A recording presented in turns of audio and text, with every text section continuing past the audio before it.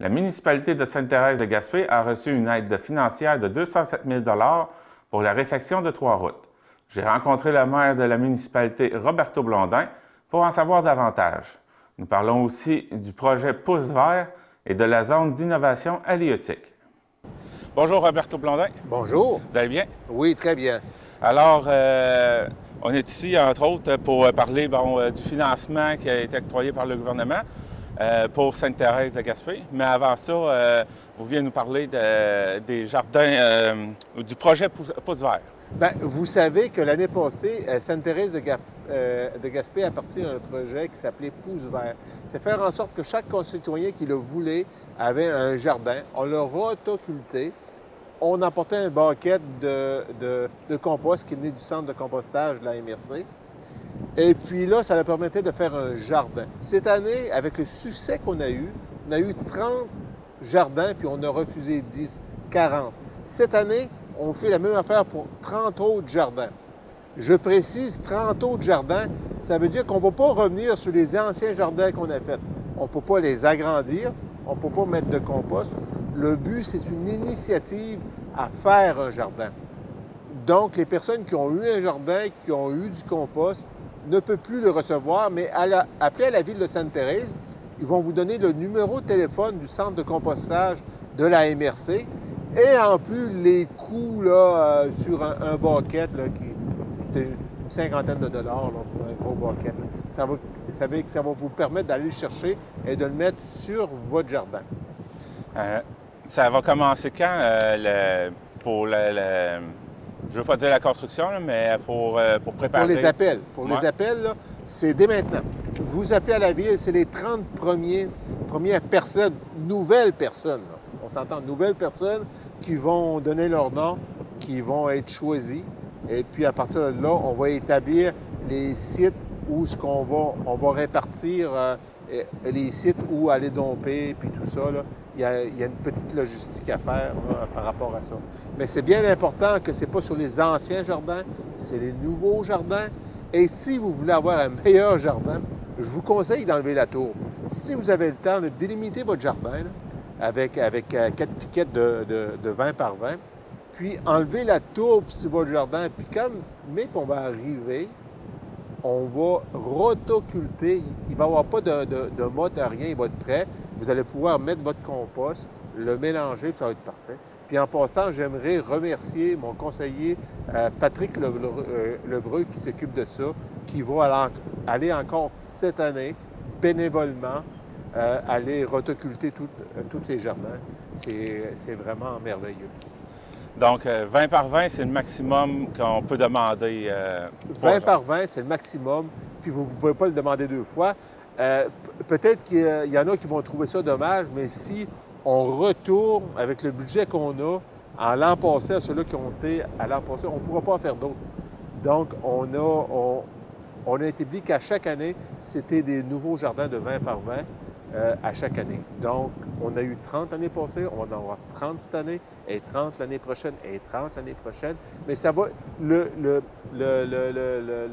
hit de ça, c'est de redonner le goût aux personnes de faire un petit peu d'agriculture, d'avoir son propre jardin, de faire ces petites affaires, puis transmettre un peu, parce qu'il y a des grands-parents qui ont transmis ça à leurs petits-enfants, à leurs enfants. Il y a eu du monde qui ont fait de la conserve, des conserves avec ça. C'est surprenant, puis je peux vous dire qu'on a choisi le meilleur compost à Sainte-Thérèse-de-Gaspé. C'est le compost avec des résidus marins, du crabe et du homard. Ça tombe bien, c'est nous autres qui le produit, c'est nous autres qui le fait, mais ça va être uniquement de ça. C'est un compost qui est vraiment performant, complètement biologique. Vous allez avoir des bons légumes. Donc, dans les produits marins, aucun gaspillage? Aucun gaspillage. Donc, on a fait le tour pour la partie des jardins? Oui.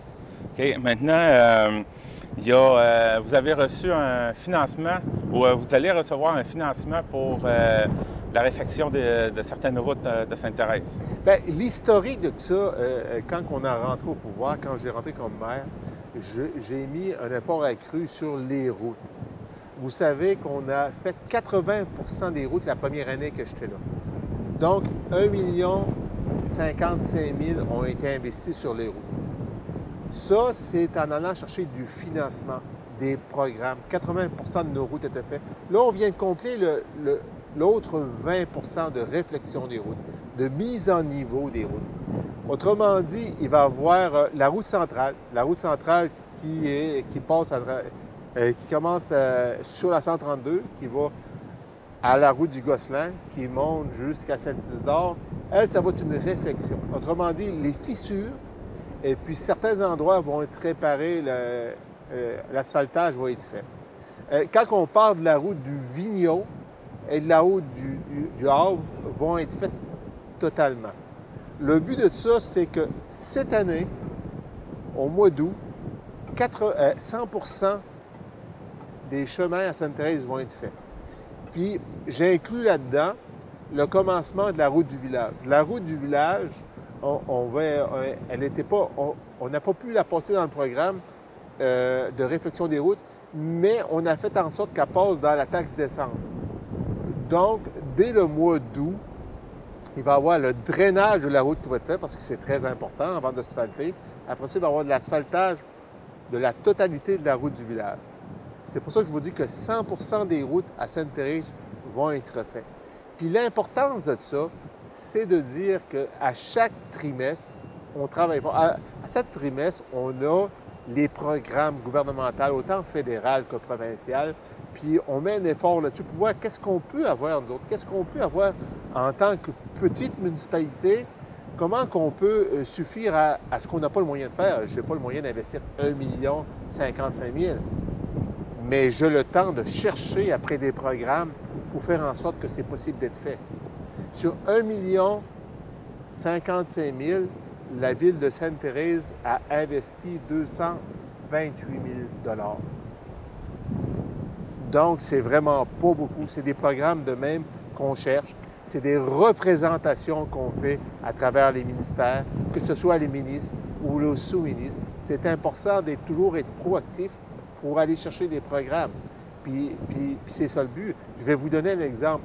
Présentement, on travaille Sainte-Thérèse-Grande-Rivière ensemble pour un vraiment beau projet. Le projet, ça s'appelle la zone d'innovation halieutique. La zone d'innovation halieutique, c'est de faire en sorte, je vais vous donner un exemple. Il y a la zone d'innovation de l'aluminium au Saguenay-Lac-Saint-Jean. C'est le même principe, mais c'est au niveau des pêches que ça va se passer entre Sainte-Thérèse et Grande-Rivière. Quand on sait que nous autres, à Sainte-Thérèse et Grande-Rivière, on a le débarquement le plus important au niveau des poissons de fond, au niveau des crustacés au Québec. Donc, on se sert de cette force-là. On se sert aussi de la force qu'on a une école des pêches, que Gino vient d'avoir une annonce pour le Hub d'innovation recherche internationale. On met tout ça ensemble pour faire en sorte d'avoir un dynamisme de développement économique. Vous savez qu'à Sainte-Thérèse, présentement, on travaille sur un projet de parc bioalimentaire marin. Le parc bioalimentaire marin, c'est aussi d'aller chercher ici, présentement, on a des industriels qui veulent agrandir, qui veulent avoir d'autres marchés. Il y a aussi d'autres mondes de l'extérieur qui voient la possibilité à Sainte-Thérèse de développer des choses avec notre port de pêche, avec ce qu'on a à Sainte-Thérèse comme infrastructure. Donc, on devient une municipalité qui facilite l'avenue de nouvelles entreprises, de nouveaux créneaux d'entreprise. On parle de deuxième, troisième et quatrième transformation au niveau alimentaire, au niveau cosmétique, au niveau biomédical. Puis ça, j'invente pas la roue. Ça se fait ailleurs, il y a de l'expertise ailleurs, puis ils sont intéressés de partir d'ailleurs et de venir ici à Sainte-Thérèse, la porte d'entrée du Québec au niveau des pêches. Je pense que c'est très important. On travaille fort, la MRC, la ville de Sainte-Thérèse, la municipalité de Sainte-Thérèse, la ville de Grande-Rivière pour arriver à ça. Puis je pense que la zone d'innovation halieutique est très importante. On travaille fort là-dessus. Puis je pense que ça va se faire, peut-être pas cette année, mais cette année, il y a des bonnes bases. Là, ça va bien. Là. Mais à partir de la fin de cette année, là, ça va avancer vite. Puis je suis très fier d'avoir une collaboration. Tu sais, là, quand on parle de collaboration, on oublie les esprits de clocher. La MRC donne un rendement exceptionnel avec Nadia Minachiev, avec Jérôme Lavoie. Gino Cyr et moi, on travaille tout ensemble pour apporter le maximum de retombées économiques dans notre MRC. C'est ça qui est important. C'est ça qui est important pour nos jeunes, c'est ça qui est important pour nos personnes âgées, c'est ça qui est important pour tout le monde. Il faut s'enligner dans la bonne direction, puis je pense qu'ensemble, on a pris vraiment une bonne direction. On parle de zone... bon, je me rappelle plus du mot. Zone d'innovation halieutique. OK. Halieutique veut dire quoi? Halieutique, c'est toutes les ressources de la mer. C'est toutes les ressources. Tout ce qu'il y a dans la mer, c'est halieutique. OK. Donc, on parle des algues, on parle des crustacés, on parle de poissons de fond, on parle de toute la biomolécule qu'on peut aller chercher à l'intérieur de la mer. Tout ça en fait partie. En Gaspésie, ce n'est plus une pêche traditionnelle, c'est une pêche d'avenir. Puis les deux municipalités qui vont en profiter, c'est Sainte-Thérèse de Gaspé et c'est Grande-Rivière. Puis on fait tout en sorte, on travaille fort pour que ça se réalise pour l'ensemble de nos concitoyens, puis pour donner une richesse à l'ensemble de nos municipalités. Tout à l'heure, on est correct pour la zone halieutique? Oui. OK. Pour ce qui est des routes, tu parles de la totalité des routes qui vont être refaites à Sainte-Thérèse. Ça donne combien de routes, ça? Bien, nous autres, tu vois, la dernière fois, on a asphalté 10,2 km. En tout, ça va être 16 km qu'on va asphalter à grandeur. C'est ce qui reste en tout, c'est 16, donc il reste 4 km à peu près à asphalter. 4 km, ce qui reste, ça va être asphalté. Mais là, on parle d'asphaltage, puis on parle de remise à niveau. La remise à niveau, c'est la route centrale. La route centrale, c'est qu'elle est pas assez encore maganée, autrement dit. Donc, l'ingénieur, par rapport à l'avis technique qu'elle a donné au ministère, c'est réparation des fissures et réparation dans certains tronçons de la route, ce qui va être fait. Parce qu'il y avait déjà une bonne section qui avait été refaite il y a quelques années, hein, d'ailleurs. Oui, c'est en plein ça. Donc, c'est pour ça que je dis que l'ensemble du réseau routier de Sainte-Thérèse va être remis à niveau. Complètement. Puis ça, c'est une fierté parce que la première chose que le monde veut, c'est des belles routes. La première chose que le monde demande, c'est des belles routes. La deuxième chose, c'est d'être informé dans tout ce qui se fait à la municipalité de Sainte-Thérèse. Puis je pense qu'avec notre page Facebook, avec notre site Internet, avec les interventions qu'on fait quand on a des annonces à faire, c'est très important. Je pense que la population de Sainte-Thérèse l'apprécie. Puis en passant, j'aimerais dire, puis peut-être que je vais me répéter, mais présentement, on vit quelque chose de critique. Vous savez que la COVID-19, on est en jaune présentement, mais il ne faut pas baisser la garde. Il faut faire en sorte de garder tout ce qu'on avait. Distanciation, masque, lavage des mains, le moins possible de fréquentation, même si on est en zone rouge. Parce que là, les choses ont changé avec les variants. On voit ce qui se passe à Cap-d'Espoir, on voit ce qui se passe ailleurs dans Gaspésie, on voit ce qui se passe à Tcherneur. C'est très important que chaque personne prend ça au sérieux puis intervient à sa façon en gardant ses distances, masque, puis d'avoir le moins de fréquentation possible. Parce qu'on arrive à la ligne d'arrivée au niveau de la vaccination. Au mois de juin, si tout se passe bien en Gaspésie, là, on va pouvoir relaxer. On est en jaune présentement, ce qui nous permet de relaxer un peu. Il ne faut pas tomber en jaune rouge comme Montréal. Absolument pas. Puis pour ça, chaque personne doit participer à ça. Puis la participation, c'est de encore resserrer, même si le gouvernement dit, là, vous êtes en zone jaune, resserrer pareil. Le 2 mois qui reste à faire est très important pour retrouver notre liberté, pour faire en sorte que la Gaspésie va accueillir plein de monde cette année. Le monde va être vacciné, l'économie va reprendre. Puis moi, d'après moi, quand la